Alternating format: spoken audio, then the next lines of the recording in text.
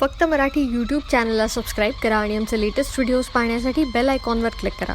Latest अपडेट्ससाठी आमचा Instagram, Twitter आणि फेसबुक हँडल्सना फॉलो करा.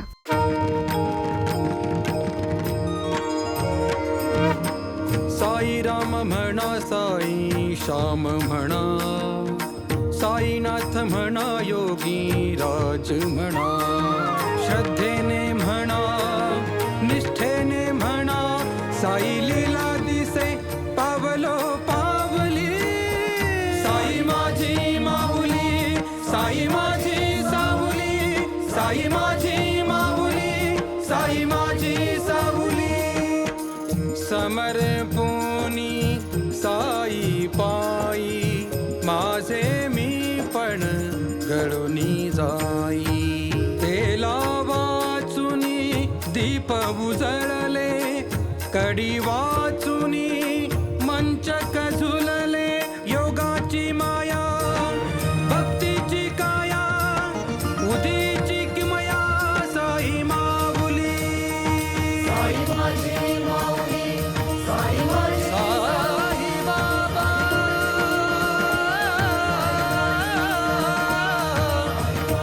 साई बाबा,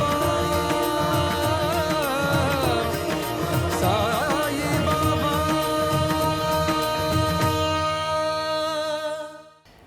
अनंत कोटी ब्रह्मांड नायक, राजाधिराज योगीराज परब्रह्म, सच्चिदानंद सद्गुरू साईनाथ महाराज की जय. हे मंत्रमुग्ध करणारे शब्द, शब्दांचा समूह ज्याला आपण मंत्र म्हणतो, अगदी सिद्ध मंत्रासारखे आपल्या साई भक्तांच्या कानावर आल्यानंतर एक अलौकिक अशी ऊर्जा प्राप्त होते आणि त्याची अनुभूती आपण आता घेणार आहोत. श्री बाबांची 11 वचनं ही जणू काही पृथ्वी तलावरचं अमृत आहे. बाबांच्या अमृतवाणीतून निघालेली ही बाबांची 11 वचनं, याप्रमाणे जर साई भक्तांनी आपलं आचरण ठेवलं, त्याचा आध्यात्मिक प्रवास हा खूप सुखकर आणि सुखदायी होतो. याची अनुभूती प्रत्येक साई भक्तांना आल्याशिवाय राहत नाही.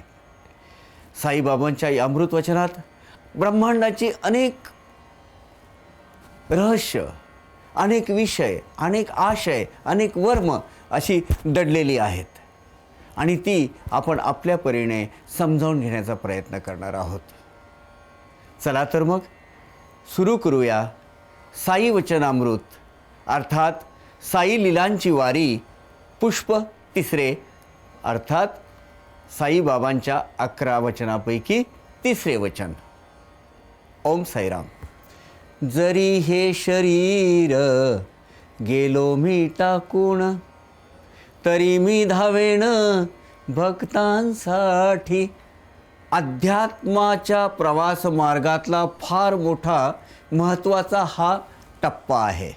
विलक्षण कलाटणी देणारं हे वचन आहे.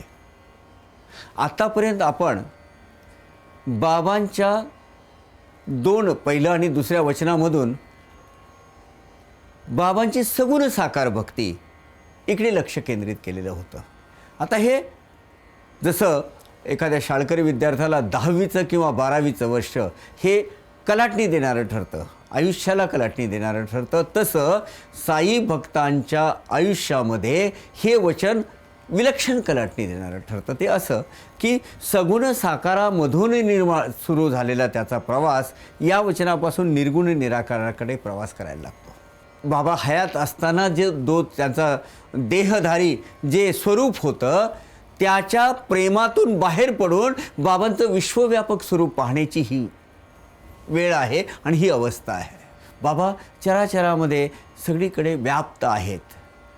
त्यांचं हे विश्वव्यापक स्वरूप समजून घेण्याची उन्नत अवस्था या वचनापासून सुरुवात होते. म्हणजे याचा अर्थ सगुण साकारापासून सुरू झालेली आपली भक्ती निर्गुण निराकाराच्या आराधनेस सुरुवात होण्याची प्रक्रिया या वचनापासून सुरुवात होते. याची भक्ती मार्गातील हा अत्यंत महत्त्वाचा टप्पा समजला जातो. कारण हे एवढं सोपं नाही आहे. सगुण साकार म्हणजे बाबांची भक्ती करण्यासाठी किंवा कोणत्याही परमेश्वराच्या स्वरूपाची भक्ती करण्यासाठी त्याचं एक स्वरूप समोर लागतं. परंतु भक्तीच्या कक्षा रुंदावण्यासाठी किंवा भक्तीची व्यापकता कधी वाढली जाते तर ही निर्गुण निराकाराच्या भक्तीपासून. आणि आराधण्याची सुरुवात कधी होते तर या 3ऱ्या वचनापासून. कारण इथे बाबा शरीर टाकून जाण्याची भाषा बोलत आहेत. भक्तांच्या भावविश्वामध्ये, भक्तांच्या भक्ती मार्गामध्ये महत्त्वाचं स्थित्यंतर हे वचन घडवून आणतं. या शब्दांची अनुभूती या वचनामधून यायला सुरुवात होते. आणि हीच वेळ आहे बाबांचं निर्गुण निराकार स्वरूप समजून घेण्याची. म्हणून मी अगोदरच म्हणालो की ही साधी सरळ भाषा नाही, तर यामध्ये हा बाबांच्या गुढस्थ बोलीचाच एक भाग आहे. बाबा इथे म्हणत आहेत, जरी हे शरीर गेलो मी टाकून. आता बघा, प्रकृतीने टाकायला सांगितले नाही आहे त्यांना. आपोआप वार्धक्य आले आणि ते जरा अवस्थेत आल्याने त्यांनी टाकून गेलं असंही नाही आहे. ते म्हणतायत मी स्वतः हे टाकून गेलो आहे, मी स्वतः हे देहत्याग केलेला आहे, मी स्वतः हे सोडलेलं आहे. मला पाहिजे तेव्हा मी केव्हाही तो साकार करू शकतो, ते धारण करू शकतो परत. मला जेव्हा गरज भासेल तेव्हा हे शरीर मी केव्हाही धारण करू शकतो. आणि आजही साई भक्तांना याची पदोपदी अनुभूती येतात. बरेच म्हणतात मला बाबा दिसले, बाबांचं दर्शन झालं. हे जे आहे हे कशाचं स्वरूप आहे? बाबांचा सगुण साकारातून निर्गुण निराकाराचा प्रवास आणि निर्गुण निराकारातून भक्तांच्या हाकेला धावून येण्यासाठी पुन्हा सगुण साकार रूप धारण करणं. बाबा नेहमी म्हणतात, अरे मी सदेही असलो काय आणि विदेही असलो काय, सारखंच आहे. मी माझ्या भक्तांच्या पारमार्थिक हाकेला साथ देण्यासाठी सदैव हजर असतोच. त्या ठिकाणी देह अडवा येत नाही. देह मी देहातीत आहे की देहात आहे याचा काही फरक पडत नाही. भक्तांच्या उत्कट भक्तीला, आर्त हाकेला मी धावून येतो आणि त्यांच्या भक्तीच्या आड माझ्या देहाच्या मर्यादा कदापिही येणार नाहीत. मी सगुण साकारात असलो काय किंवा निर्गुण निराकारात असलो आहे. बाबांच्या 3.5 हात देहाच्या मर्यादेबाहेर येऊन, हां मी फार जाणीवपूर्वक हे स्टेटमेंट करतो आहे, बाबांच्या 3.5 हात देहाच्या मर्यादेबाहेर येऊन बाबांचे विश्वव्यापक स्वरूप जाणून घेण्याचा टप्पा म्हणजे हे 3रं वचन आहे. जरी हे शरीर गेलो मी टाकून. आता इथे बाबा काय म्हणतात? मी टाकून गेलो आहे. माझं फिजिकल एक्झिस्टन्स म्हणजे माझं सगुण साकार रूप आहे तुम्हाला आता दिसणार नाही आहे. मी जेव्हा देहधारी होतो, जे तुम्ही पाहत होता मला ॲज ए साईबाबा नावाचा एक देह, तो आता तुम्हाला दिसणार नाही. याचा अर्थ मी नाही असं होतो का? नाही. तर काय होतं? मी तुम्हाला आता सगुण साकार रूपात दिसणार नाही याचा अर्थ मी नाही असं समजू नका. मी कालही होतो, मी आजही आहे आणि उद्याही असणारच आहे. साई भगवंताचं हे स्वरूप, साई भगवंताचं हे अनादी अनंत स्वरूप समजून घेण्याची अवस्था ही 3ऱ्या वचनापासून सुरुवात होते. म्हणून मी तुम्हाला सांगितलं हे एकदम पॅराडाईम शिफ्ट आहे. भावविश्व बदलून जात आहेत. सगुण साकारामधून निर्गुण निराकारापर्यंतचा भक्तीचा प्रवास या वचनापासून सुरुवात होते त्याची. ही प्रक्रिया थोडी क्लिष्ट आहे, दीर्घ आहे, अडचणीची आहे, पण अपरिहार्य आहे. ही अपरिहार्य याच्यासाठी आहे की केवळ आपण उभा जन्म केवळ प्रतिमांची, फोटोंची आणि दगडांची पूजा करण्यात घालवणार आहोत का?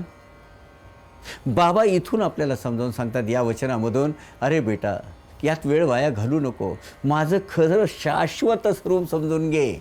माझं देहामध्ये असलेलं जे स्वरूप आहे ते नाही, तर विश्वव्यापक असं माझं स्वरूप, जळी स्थळी काष्टी पाषाणी चराचरामध्ये भरलेलं माझं स्वरूप ते तू समजून घे. आणि हे शाश्वत आहे. देह नाशवंत आहे, देह नश्वर आहे, देह क्षणिक आहे, पण मी अनादी अनंत आहे. बाबांचा हा उपदेश या वचनापासून आपल्याला मिळायला सुरुवात होते. कोण आहेत बाबा?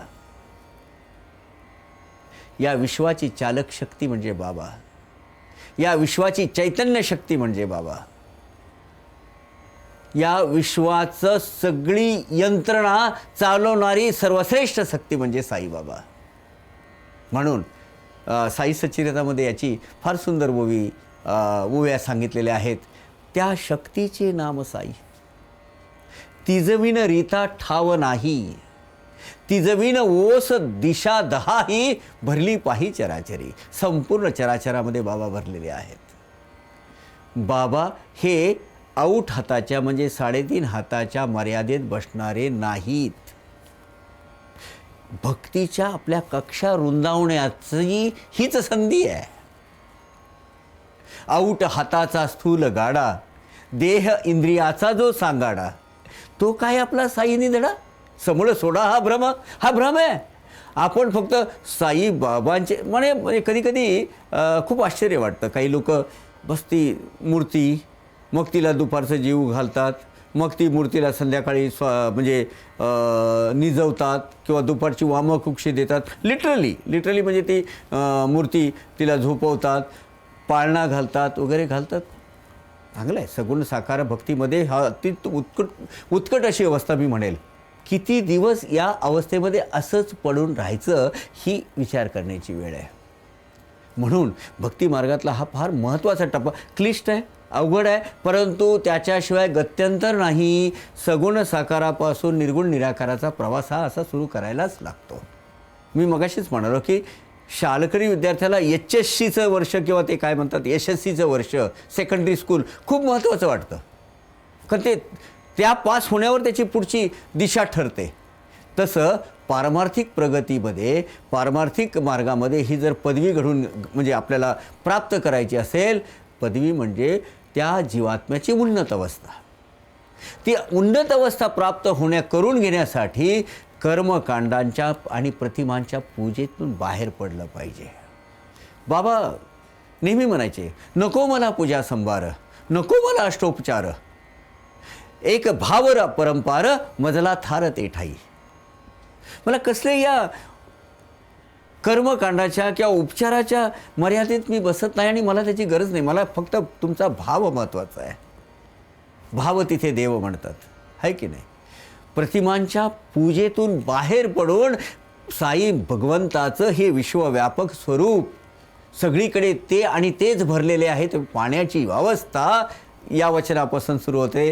जरी हे शरीर गेलो मी टाकून, तरी मी धावेन भक्तांसाठी.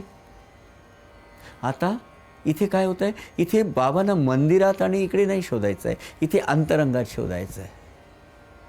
मंदिरात अंतरात, मंदिरात अंतरात, तोची नांदत आहे नाना देही नाना रूपे, तुझा देव आहे.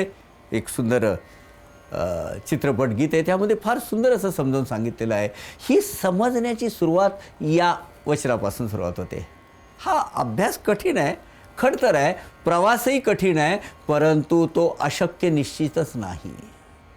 प्रत्येक भूत मात्रामध्ये, प्रत्येक प्राणी मात्रामध्ये आपणाला हे असा दृष्टिकोन ठेवण्याची सवय लावून घेतली पाहिजे. हा एक अभ्यास आहे आणि अभ्यास होतं त्याचं दृढीकरण होतं. साई सच्चिदानंदामध्ये 11व्या अध्यायामध्ये 20-21 ओवी, 20 नंबर आणि 21 नंबर ओवी फार सुंदर याचं वर्णन केलेलं आहे. वर्षानुवर्ष हा अभ्यास, वर्षानुवर्ष हा अभ्यास होता वाढेल निर्गुण ध्यास.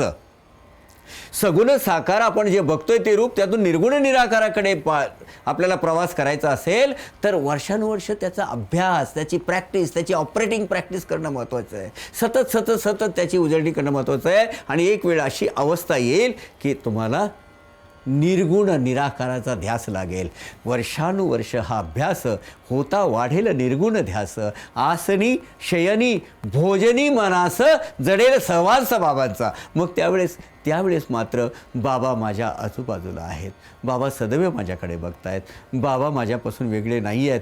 बाबा इथे बसलेले आहेत. बाबा माझ्यावर नजर ठेवून आहेत आणि मी बाबांना त्याच प्रेमाने बघतोय. ही निर्गुण निराकाराची सवय लागेल. देह हा क्षणिक आहे. 21वा जे 11व्याच अध्यायाचे 21वी ओवी, त्यामध्ये बाबांनी अतिशय सुंदर वर्णन केलेलं आहे. देह तरी हा नाशिवंत, कधीतरी होणार अंत. देह तरी हा नाशवंत, कधीतरी होणार अंत, म्हणून भक्तीनं करावी खंत. अनाद्य अनंत लक्षावे, भक्तीनं करावी खंत. काय होतं, आपण आपल्या सद्गुरूचं म्हणा किंवा आपल्या अगदी जवळच्या माणसाचं म्हणा किंवा कोणत्या एखाद्या व्यक्तिमत्वाचं, ते स्वरूप आपल्या डोळ्यापासून दूर झालं तर आपल्याला तो अंतराय, तो अंतर जो निर्माण होतो ते प्रकृतीला अपेक्षित असेल, परंतु अध्यात्म मार्गामध्ये मात्र त्याची ओढ, त्याची आर्तता, त्याची वाढ ही जास्तीत जास्त व्हायला पाहिजे. म्हणून भक्तीनं करावी खंत. आपल्याला आज बाबा देहदारी नाही आहेत, हयात नाही आहेत, म्हणजे ते नाही आहेत का? आपल्या संकटसमयी आपल्याकडे धावून येत नाहीत का? ते येतात. म्हणून काय करायचं? अनाद्य अनंत लक्षावे, अनाद्य अनंत लक्षावे. हा जो दृश्य जात आहे, आपणाला जे दिसतं, आपण जे डोळ्याने पाहतो, जिथपर्यंत आपले चक्षु म्हणजे आपले डोळे, ज्याची मर्यादा जिथपर्यंत पोचते तिथपर्यंत आपण पाहू शकतो. परंतु अध्यात्माची जी मर्यादा आहे, जे ते नॉर्मल हे जे चामड्याचे डोळे पाहू शकतात, त्या दृष्टीच्या पलीकडे पाहणं, ते प्रज्ञाचक्षु जे आहे, ते प्रज्ञाचक्षु या वचनापासून आपल्याला मिळायला सुरुवात होते. हा बहुविध दृश्य पसारा, सकल अव्यक्तांचा सारा. हा बहुविध दृश्य पसारा, सकल अव्यक्तांचा सारा. अव्यक्तातून आला आकारा. हां, अव्यक्तातून आला आकारा आणि जाणार मागारा अव्यक्ती. आपण इथे नव्हतो, हा जीवात्मा हा देह धारण करून आला, त्याच्या अगोदर कुठे होता? अव्यक्तात होता, अदृश्य होता. त्याला काही कैसे पंचमहाभूताने दिलेले स्वरूप नव्हतं. आणि कुठे जाणार आहे प्रवास? आपण जेव्हा हा देह त्याग करतो, देह त्याग केल्यानंतर अगोदर पहिलं काय होतं माहिती आहे? आपलं अस्तित्वच संपून जातं. आता मला पवार काका म्हणतात, मी पवार काका. जेव्हा मी या कुडीतून, या देहातून हा प्राण निघून जाईल, या देहाला काय म्हणतील? डेड बॉडी, शव. लगेच त्याचं नामकरण होईल, डेड बॉडी. डेथ बॉडी आली का, अग्निदहन दिलं का, सगळं दिलं, इथून सुरुवात होईल. म्हणजे व्यक्तातून अव्यक्त जाताना सुद्धा आपण काय जातो? कसलेही नाम रूप रंग आकार घेऊन जात नाही. बाबा देहधारी असताना सुद्धा देहाच्या बंधनात कधीच नव्हते. एकाच वेळी अनेक ठिकाणी व्यक्त होण्याची जी काय म्हणतात शक्ती, सामर्थ्य बाबांच्या ठायी होतं. एकाच वेळेस अनेक ठिकाणी ते उभे होते. कितीतरी असे उदाहरणं आहेत. एकदा तर शिर्डीमध्ये सगळे बसले होते. काल म्हणे बाबा आमच्याकडे आले होते. तो रुईचा किंवा कुठल्या कोराळ्याचा माणूस आला, काल बाबा आमच्याकडे होते. अरे म्हणाले, अरे काल बाबा इथून गेलेच नाहीत द्वारकामाईतून बाहेर, तुझ्याकडे कसे आले असतील? नाही, आमच्याकडे होते, आम्ही त्यांच्याशी बसलो. म्हणजे एकाच वेळेस आपलं अस्तित्व सर्वत्रपणे सर्व ठिकाणी व्यक्त करण्याची ताकद, शक्ती, ही दैवी शक्ती बाबांच्या छकणी होती. म्हणजे बाबा देवच होते. याचं फार सुंदर उदाहरण आहे. 2 उदाहरणं साई सच्चरितामध्ये अशी आहेत. एक बाळकराम मानकर, बाबांचे फार हार्डकोर, अगदी उच्च दर्जाचे साई भक्त यामध्ये त्यांची गणना होते. मुंबईचे होते, बांद्र्याला राहत असत. आपलं पत्नीचा देहांत झाला, संसारामध्ये विरक्ती आली, आपल्या संसाराची सगळी धुरं आपल्या मुलाकडे देऊन टाकली. गोविंद मानकर त्यांच्या मुलाचं नाव. आणि स्वतः आपले परमार्थ मार्गामध्ये राहून तीर्थक्षेत्र वगैरे इकडे फिरत राहिले आणि शिर्डीला ते सतत असायचे. बाबांचे जी काही पडेल ती सेवा वगैरे करत राहायचे आणि तिथेच बाबांच्या चरणाशी राहायचे. काय कोणास ठाऊक एक दिवस बाबांना असं वाटलं, बाळा इकडे ये. हा बाबा, हे घे 12 रुपये आणि तू मच्छिंद्रगडावर जायचं आहे तुला.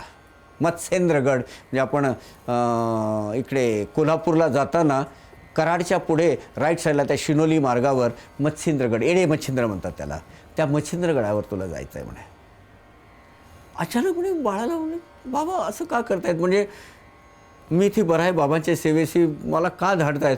पण लगेच त्याच्या लक्षात आलं की बाबा मला पाठवत आहेत, म्हणजे काहीतरी बाबांना माझ्याकडून अपेक्षित आहे आणि बाबांची आज्ञा आहे, त्यात माझा नक्कीच उद्धार दडलेला आहे. ते म्हणाले, हा बाबा, जशी आपली आज्ञा. बाळाला 12 रुपये दिले बाबांनी आणि मत्स्येंद्रगडावर, म्हणजे मच्छिंद्रगड म्हणतो आपण बोली भाषेत, मच्छिंद्रगडावर जाण्याची आज्ञा केली. गेले बाळा तिथे आणि तिथे काही एक विशिष्ट मंत्र वगैरे काहीतरी कानमंत्र दिला होता बाबांनी. ती एक आराधना दिली होती, ती उपासना तिथे करत बस म्हणे. आता गंमत बघा, ते मच्छिंद्रगडावर गेले. ते छान सुंदर, मी जाऊन आलो आहे तिथे, फार रम्य आणि सुंदर असं ते ठिकाण आहे. तिथे वर गेल्यानंतर शांतपणे बाबांनी सांगितल्याप्रमाणे ते दिवस कंठीत राहिले. आता बघा, भगवंत जेव्हा तुम्हाला काही अनुभूती देतात किंवा काही अतींद्रिय शक्तीद्वारा काहीतरी शक्ती देतात, तेव्हा काय करतात ते? जेव्हा आपल्याला काही अनुभूती द्यायची असेल किंवा एखादा दृष्टांत द्यायचा असेल, तर दृष्टांत हा आवाजाच्या माध्यमातून होतो, ध्वनीच्या माध्यमातून, वायूच्या माध्यमातून, प्रकाशाच्या माध्यमातून, आहे ना, किंवा वाणी अशी ऐकायला येते, अदृश्य परावाणी ऐकायला येते. जेवढ्या प्रकारच्या अनुभूती आहेत त्या ब्राह्ममुहूर्तावर येतात. सकाळी 3:20 ते 4:40चा हा जो कार्यकाल आहे, हा ब्राह्ममुहूर्त समजला जातो. आणि बहुतेक भगवंताशी तादात्म्य पाण्याची जी वेळ आहे, ती धर्मशास्त्राप्रमाणे ही पावन आणि पवित्र मानली जाते. बाळा मानकर तिथे बसलेले आहेत आणि बाळा मानकर बसलेचे दुपारी अशी मंद वारा पसरलेला आहे. शांत चित्ताने बाबांचं नामस्मरण करत बाळा मानकर तिथे आहेत, बालकराम मानकर. आणि बाबा अचानक समोर प्रकट, दुपारी 4 वाजता, प्रत्यक्ष देहधारी बाबा.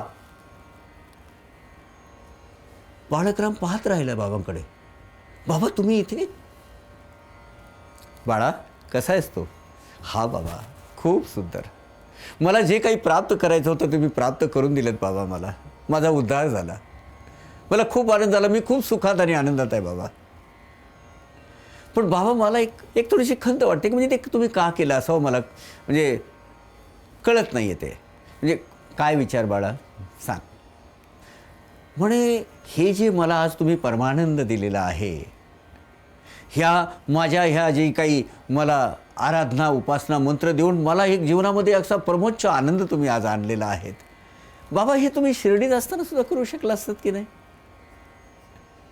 त्यासाठी मला इथे मत्स्येंद्रगडावर पाठवणं म्हणजे? फार सुंदर उत्तर दिलं बाबांनी त्यांना. बाळा, तुझ्या भक्तीच्या कक्षा रुंदावण्यासाठी मी दिले. शिर्डीत असताना हा माझा 3.5 हाताचा जो देह आहे, तेवढाच पुरताच बाबा साईबाबा आहेत किंवा मी आहे असं तुझा समज झाला होता. मी विश्वामध्ये सगळीकडे आहे, सगळीकडे पुरेपूर भरलेला आहे, हे मला तुला दाखवून द्यायचं होतं.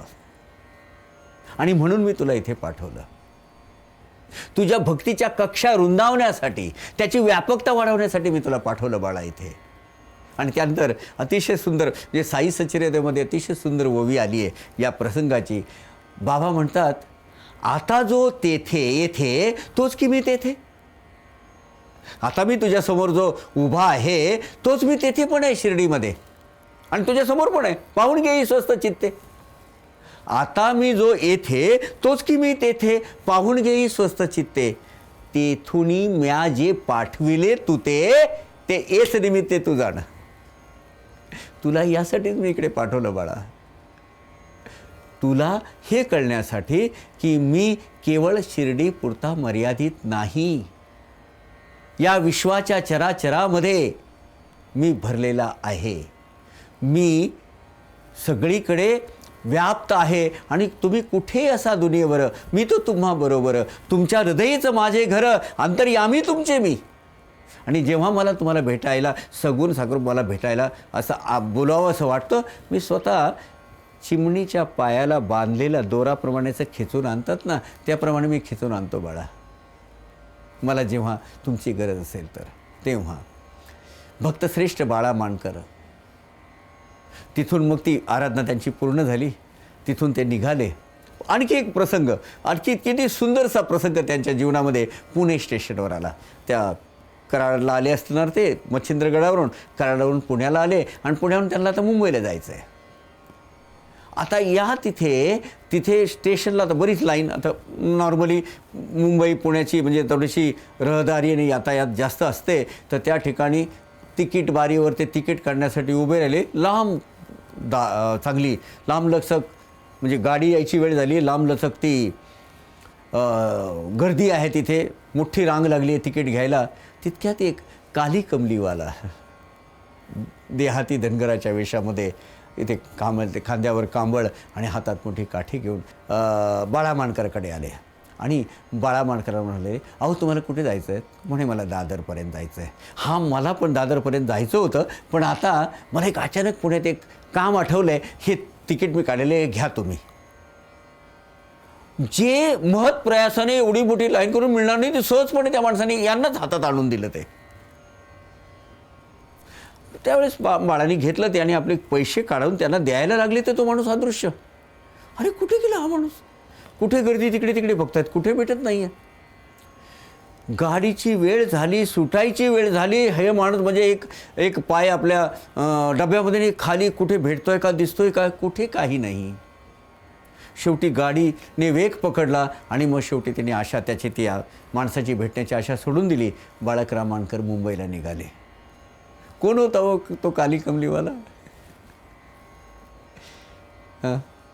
कोण असावा? साईबाबाशिवाय आणखी कोण असणार? आपल्या भक्तांना त्यांच्या संकट काळामध्ये, त्यांच्या अडचणीच्या काळामध्ये सतत धावून येणारे हे साईबाबा आहेत. देहधारी असो, वेगळा देह धारण केलेला असो वा नसो, तात्पर्य काय तर देह हा बाबांच्या हातातलं खेळणं आहे. देह असला काय, देह नसला काय, बाबा सगुण साकारात असोत की निर्गुण निराकारात असोत, बाबांना ओळखता आलं पाहिजे. आणि अशा प्रकारच्या अनुभूती बाबा वेळोवेळी वारंवार आपणाला देत असतात. कोणत्या स्वरूपात कधी बाबा आपल्यासमोर याचक म्हणून हजर राहतील, कोणत्या स्वरूपात येतील आणि आपल्याकडून काय अपेक्षा करतील, याचा कधीही थांगपत्ता लागू देत नाहीत बाबा. आपण सतत हे पाहिलं पाहिजे. बाबांची शिकवण लक्षात ठेवली पाहिजे. भुकेलेला भाकर दे, तहानलेला पाणी दे. तहानला असेल पाणी दे, भुकेला असेल भाकरी दे, बसाय वयास ओसरी दे. हा गृहस्थाश्रमीचा जो धर्म आहे तो पाळत राहा. हा आहे अध्यात्माचा पुढचा प्रवास. प्रत्येक प्राणी मात्रामध्ये ईश्वराचा अंश बघणे किंवा ईश्वराचं अस्तित्व बघणे म्हणजेच सगुण साकारापासून निर्गुण निराकारापर्यंतचा प्रवास. प्रत्येक साईभक्त सांगतात मला, मी गेली 40 वर्ष साई सच्चिदानंदाचं पारायण करतोय, गेली 40 वर्ष नित्यनेमाने बाबांची पूजा अर्चा करतोय. अरे मग राजा, तुझा पुढचा प्रवास का थांबला? किती जन्म तू केवळ प्रतिमांच्या आणि या प्रतीकांच्या पूजेत घालवणार आहेस? सर्वांच्या अंतर्यामात बसलेला तो साई भगवंत, त्याला तू कधी ओळखणार आहेस? ही ब्रह्म स्तंभ सृष्टी व्यष्टी जैसी तैसी समष्टी, उपजली त्या अव्यक्तापोटी, उपजली त्या अव्यक्तापोटी, तेथेच शेवटी समरस आहे. हे आहे सृष्टीच्या रचनेचं इंगित. आणि ते इंगित समजून घेण्याची वेळ, मायारूपी भ्रमाचा भोपळा फुटण्याची ही वेळ आहे. म्हणून कोणासही नाही मरण, मग ते बाबाच तरी कुठून? नित्य शुद्ध बुद्ध निरंजन निर्मरण श्री साई. म्हणून हे जे मी म्हणालो की या वचनाला खूप महत्त्व आहे, भरपूर महत्त्व आहे. कारण सगुण साकारापासून निर्गुण निराकारापर्यंतचा भक्तीचा प्रवास सुरू होण्याची आणि मार्गस्थ लागण्याची ही अवस्था भक्तीमध्ये प्रगत अवस्था समजली जाते. एक महत्त्वाचा टप्पा समजला जातो. आज आपण हा प्रवास इथे समजून घेतलात तिसऱ्या वचनाच्या माध्यमातून. जरी हे शरीर गेलो मी टाकून, तरी मी धावेन भक्तांसाठी, गरज पडेल तेव्हा मी पुन्हा देह धारण करीन. मी पुन्हा तुमच्या संकटात पाहिजे तेव्हा धावून येईल. हे वचन याचं प्रतीक आहे. या वचनाचा दुसरं महत्त्वाचं उदाहरण आपण बघूया.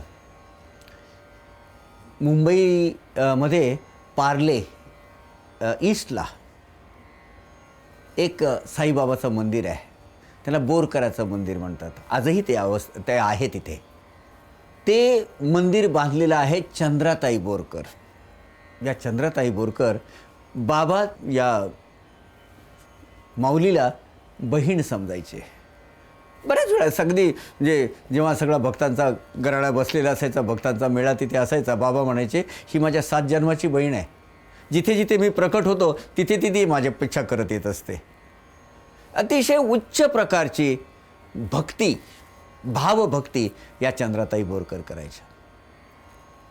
चंद्राताई बोरकर मूळच्या मुंबई निवासी, परंतु त्यांचे मिस्टर, त्यांचे जे पतिदेव आहेत हे PWD खात्यामध्ये इंजिनियर होते. ते मोठे पुलं बांधायचं, रोड बांधायचं वगैरे जे काम आहे त्याच्यामध्ये मोठे इंजिनियर होते ते. आणि ते त्यांची त्यावेळेस सांप्रत बदली पंढरपूरला होती आणि पंढरपूरचं मोठं एक पूल बांधायचं त्यावेळेसचं काम ब्रिटिश आमदानीच्या काळामध्ये चालू होतं आणि त्याचे इन्चार्ज हे बोरकर साहेब होते. त्यांचं डिव्हिजन होतं कुरुडवाडीला. त्यांना ते रिपोर्टिंग करायचे. बाबा हे निपुत्रिक होत्या, म्हणजे त्यांना काही संतती वगैरे काही नव्हती. 50 वर्षाचं वगैरे वय झालेलं होतं त्यांचं. त्या नेहमी बाबांकडे जाऊन पूजा अर्चा, आराधना, बाबांचा सहवास, बाबाचं सानिध्य तिथे त्या असायच्या शिर्डीला. एक दिवस बाबा म्हणाले, ताई तू निघ पंढरपूरला, जा तुझी आवश्यकता आहे तिथे. ताई गेल्या पंढरपूरला आणि पाहते तर आपला नवरा सगळं बाळबिस्तर, सगळं घरातलं सामान घेऊन मुंबईकडे रवाना झालेला आहे. आणि त्यांना कल्पनाच नाही काय झाले काय नाही, काही कळायला मार्ग नाही. हवालदिल झाल्या चंद्राताई, हवालदिल झाल्या. काय करू मी, गांगरल्या त्या. असं कसं केलं, म्हणजे अचानक मला कसे काय सोडून गेले ते तिथे, काही कल्पना नाही काही नाही. मग त्यांनी 1-2 ओळखीचे बरोबर घेतली माणसं आणि त्यांच्या ते डिव्हिजन कुरुडवाडी तिथून जवळच आहे त्या पंढरपूरपासनं, तिथे गेल्या. त्यांच्या ऑफिसमध्ये चौकशी केली. तर म्हणे बाबा ते काहीतरी त्यांचा वाद झाला त्यांच्या वरिष्ठांशी आणि त्यांना ते काही पटलं नाही, काही गोष्टी त्यांना झाल्या नाही. त्यांनी लगेच राजीनामा दिला आणि तडकाफडके ते निघून गेले. कुठे गेले असतील, काय गेले असतील, काही कसलाही थांगपत्ता त्यांनी मागे ठेवलेला नाही. मोठ्या विमनस्क अवस्थेमध्ये त्यांच्याबरोबर 2 साथीदार होते, अजून एक असिस्टंट कोणतरी असतील बरोबर ओळखीचे. तर कुरुडवाडी स्टेशनवर त्या उभ्या होत्या. म्हणे बाबा काय करू मी आता, सांगा तुम्ही तर मला इथे पाठवलं, इथे तुझी आवश्यकता आहे म्हणून. काय म्हणजे मला काही कळत नाही, सुचेनासं झालं आहे, आता मला मार्ग दाखवा. इतक्यात बाबांचं स्वरूप नाही पण एक वेगळ्या स्वरूपातला एक फकीर त्यांच्या जवळ आला आणि 3 तिकीटं काढून दिली त्यांना रेल्वेची, दौंडपर्यंतची, कुरुडवाडी ते दौंड. आणि त्यांना सांगितलं, बेटा तेरा जो पति है दौंड स्टेशन के फर्स्ट क्लास के प्रतीक्षालय में बैठा हुआ है, ये ले, ये 3 तिकीट और तू जा. त्याच वेळेस बाबा इथे दौंडला त्या प्रतीक्षालयात प्रकट झाले. आणि प्रकट झाले आता बाबा मुळात शिर्डीला, इथे फकीराच्या रूपात कुरुडवाडीला भेटले चंद्राताईला. आणि त्यांचे पतिराज जे रामचंद्र बोरकर आहेत, इंजिनियर रामचंद्र बोरकर, हे दौंडच्या स्टेशन जे जंक्शन आहे तिथे प्रतीक्षालयात बसलेले, तिथे जाऊन बसले. का रे, का माझ्या बहिणीला असं त्रास देऊन सोडून चाललेला आहेस, कुठे जाईल ती बिचारी, ऐक इथेच बैस, पुढच्या गाडीने ती इथे उतरते, तिचा डब्बा नंबर हा आहे, तिथे ती येईल, तिला व्यवस्थित रिसीव कर. आता विशेष म्हणजे अनेक वेळा चंद्राताई शिर्डीला जायच्या, परत यायच्या. यांना काही त्यात इंटरेस्ट नसायचा रामचंद्र बोरकरांना. त्यांनी कधी त्या बाबांची प्रतिमा किंवा साईबाबा कशी दिसतात काय दिसतात काही भानगडीत पडले नव्हते कधीच. स्टन झाले ते, अरे हे काय. आता म्हणे दुसऱ्या गाडीत ती येते, तिला व्यवस्थित रिसीव करायचं, तिचं स्वागत करायचं आणि घेऊन जायचं. कुठे चालला असा भटकत कुठे चालला आहेस भनंगासारखा. आणि अदृश्य झाले बाबा. अगदी ठराविक त्याच्याप्रमाणे ती दुसरी गाडी आली, त्या पर्टिक्युलर कोच त्या नंबरमध्येच चंद्राताई होत्या. त्या तिथून खाली उतरल्या आणि रडायला लागल्या. काय तुम्ही कसं काय केलं हे माझा तरी काही विचार करायचा. त्या नवरा बायकोचं पुढे तिथे भेट झाली, मिलन झालं आणि त्यावेळेस रामचंद्र बोरकर यांना रिअलाईज झालं, हे तुझे ते बाबा कसे दिसतात ग, मला सांग. तुझी काही प्रतिमा वगैरे काही फोटो बिटो आहे तुझ्याकडे? हो आहे ना म्हणे, माझ्या पर्समध्ये दाखवते. आणि तर तो छोटा फोटो दाखवला आणि चमकले एकदम आणि म्हणाले, अगं ऐक, येऊन गेले माझ्याकडे, असं झापलंय मला आणि सांगितलं आहे, खबरदार जर इथून गेलास तर, आणि तू येण्याची इथे आता येणार आहेस या गाडीतून, याची मला अगोदरच सूचना बाबांनी करून दिली. सर, आणि तिथून मग दोघे नवरा बायको मुंबईला आले. ती नोकरी त्यांनी राजीनामा देऊन सोडली होती. त्या काळी अगदी सहज नोकऱ्या प्राप्त व्हायच्या. तिथून गेल्या. सांगायचा मुद्दा काय, बाबा केव्हाही कोणत्याही क्षणी कसलाही प्रकारचं स्वरूप आणि कसल्याही प्रकारचा देह धारण करू शकतात. एकाच वेळेस अनेक ठिकाणी व्यक्त होऊ शकतात, प्रकट होऊ शकतात. जरी हे शरीर गेलो मी टाकून, तरी मी धावेन भक्तांसाठी. चंद्राताईंच्या या लीलेमधून, बाबांनी दाखवलेल्या लीलेमधून हेच व्यक्त होतं की जेव्हा माझी भक्त आर्ततेने माझी स्मरण करतात, मला बोलवतात, मी शरीर धारण करतो आणि जातो.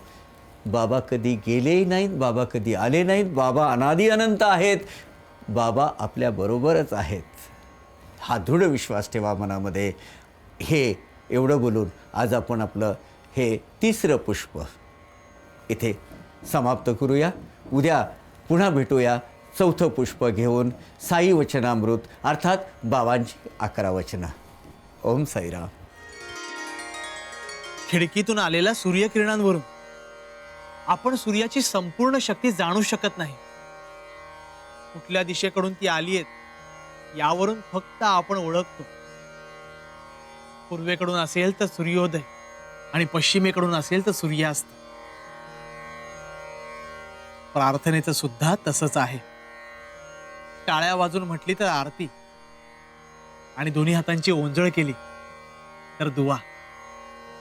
हा, पण प्रत्येक जाती धर्माच्या वाटा वेगळ्या असतील, पद्धती भिन्न असतील, परंपरांमध्ये अंतर असेल, पण ध्येय मात्र एकच आहे. मग भेद बाजूला सारून नतमस्तक होऊन म्हणूया, सबका मालिक एक.